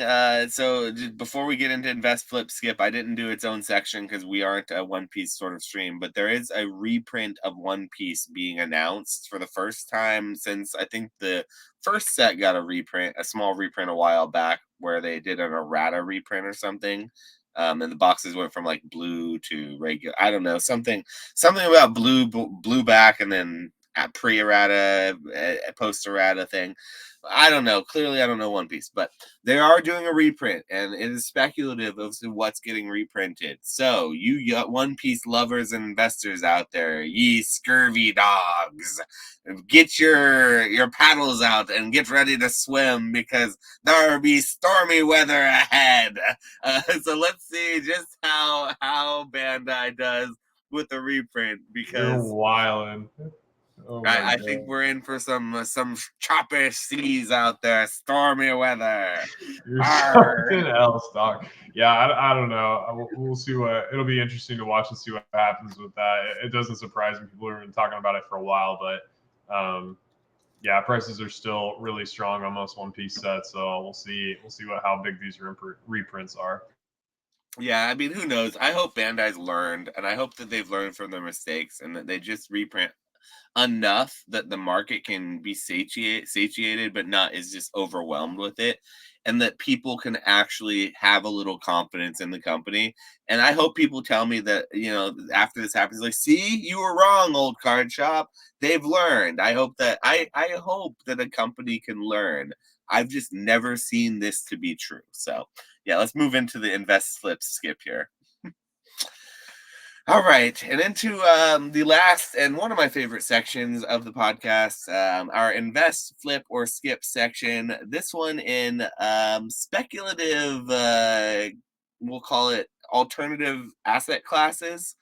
Um, we chose some of our favorites, things that we, of course, talk about regularly, things we don't talk about as regularly, but things we do love, and things that maybe would be interesting to talk about. And so the three topics, the three that we're going to use here this week are trading card games, as of course we are a trading card game podcast, cryptocurrency, or NFTs and the like, that type of, online crypto-y, blockchain-y type shenanigans, and fine art or sculptures. We'll call fine art and like things you put up on the wall, art pieces, even sculptures, think things that you would buy in an art gallery, like, or fine art. That's the type of art we're talking about. I know that, crypto or NFTs could be considered art, so could trading card games, but we're talking about traditional art in more traditional sense. So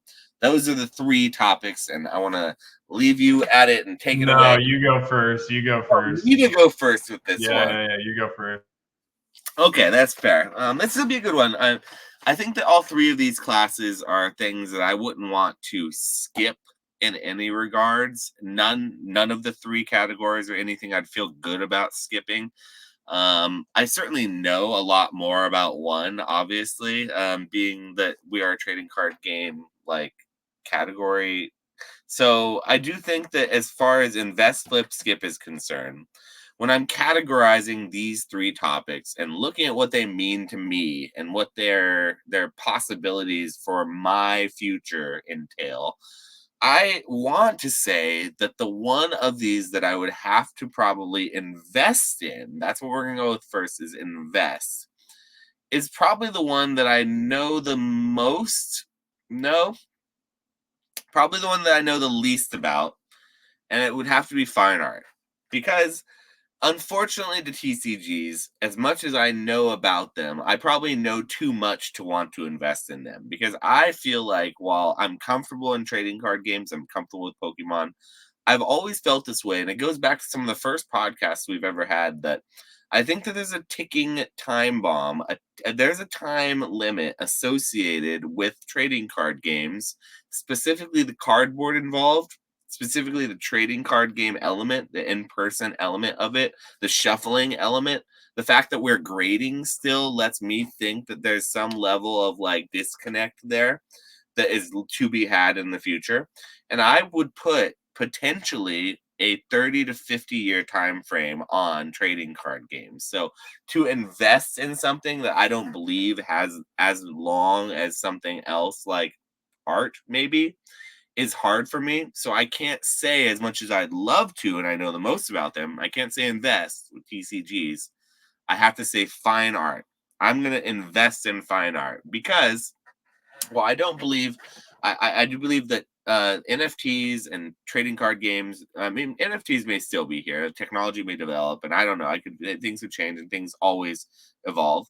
That could stay around. I don't know if TCGs will. I know that a badass marble statue from like the Roman era or something that's been around from like, a historic piece like done by a famous artist, like an oil canvas that has like that's been framed and mounted correctly and preserved correctly, and it has provenance, and I can kind of link it back to history. I think something like that has real value over time, holds better value than something that may or may not have its future predetermined. So, of course, I'm going to go the most boring and the most traditional. I'm going to say invest fine art. But then that leaves two very interesting categories, right? You've got TCGs, which I know and love, which I am comfortable in interacting in right now, and then cryptocurrency, which I am so uncomfortable with. I am the most level of uncomfortable with that, but I believe in the future of it. Maybe that's because I don't know enough about it, but I do believe in where it could go and what the future may hold for that. So I'm put into a rock and a hard, in between a rock and a hard place here, because I really don't want to skip either of them. Because the way this game works is if I say skip, I have to skip it completely forever. I can't change it. So it's just like an all or nothing thing. So like if I say skip TCGs, I can't do the thing that I love the most anymore. Like I love TCGs. I'm passionate about it. I know I have to go into a whole new thing. But if I say skip crypto because I don't know enough about it or I'm comfortable with TCGs, I'm maybe skipping a huge part about what I think the future could hold and maybe losing a huge amount of investability or flippability into this market. So I guess the last two is where the real juice is at. And so in this particular one, I'm gonna have to say flip trading card games and skip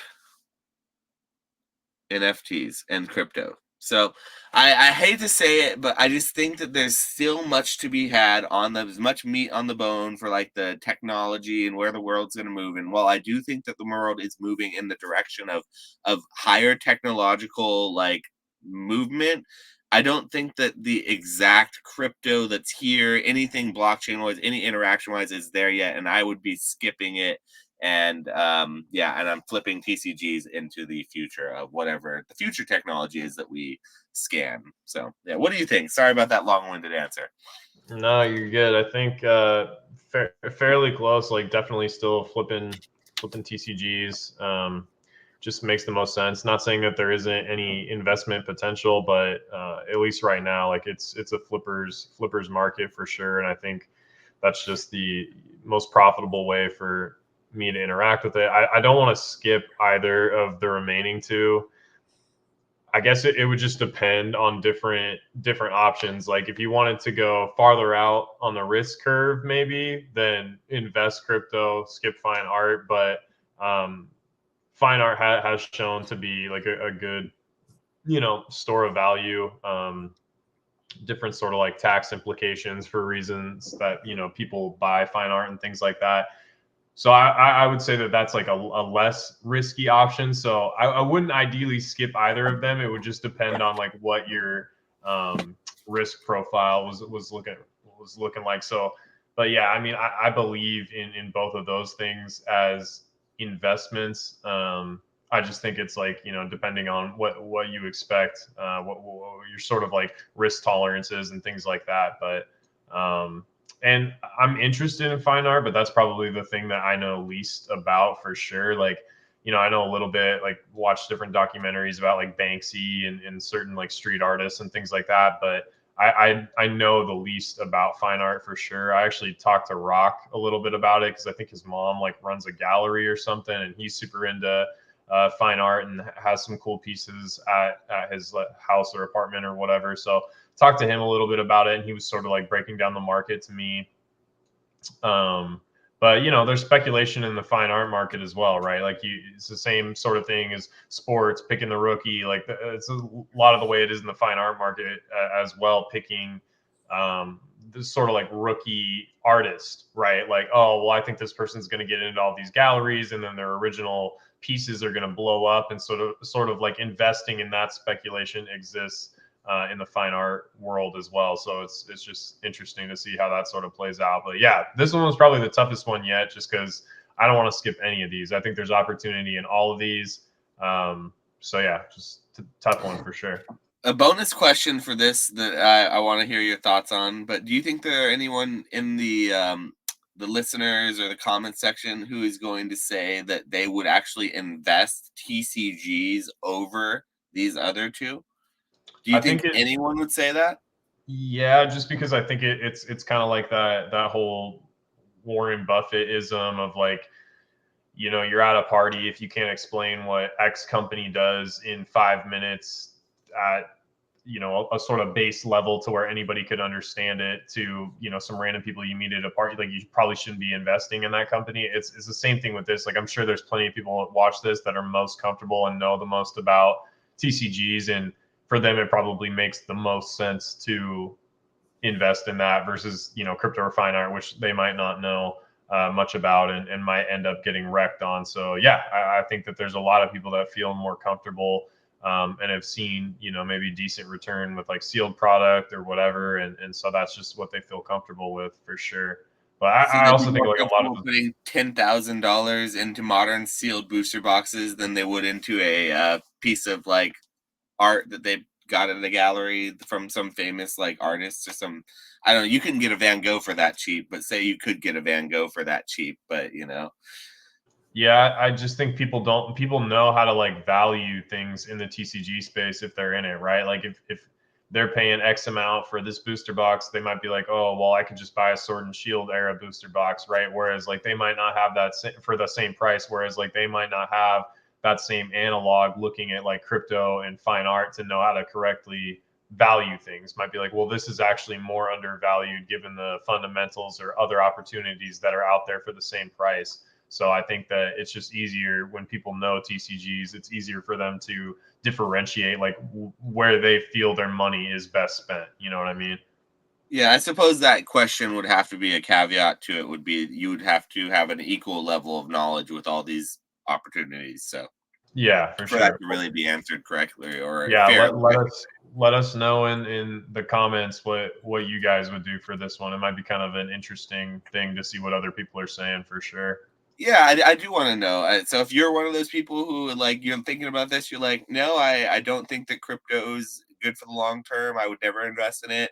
Fine art doesn't appeal to me at all. I think that TCGs have a longer trajectory that will matter in pop culture longer than some stupid painting by some stupid artist I never heard of. So tell us in the comments if you are one of those people. I want to hear your thought process. I really want to know. So anyway, that's a wrap. We did about 2 hours like we usually do. This is never planned. It is literally clockwork. We do 2 hours and then we start running out of topics until the next week. So we did pretty good this time, man.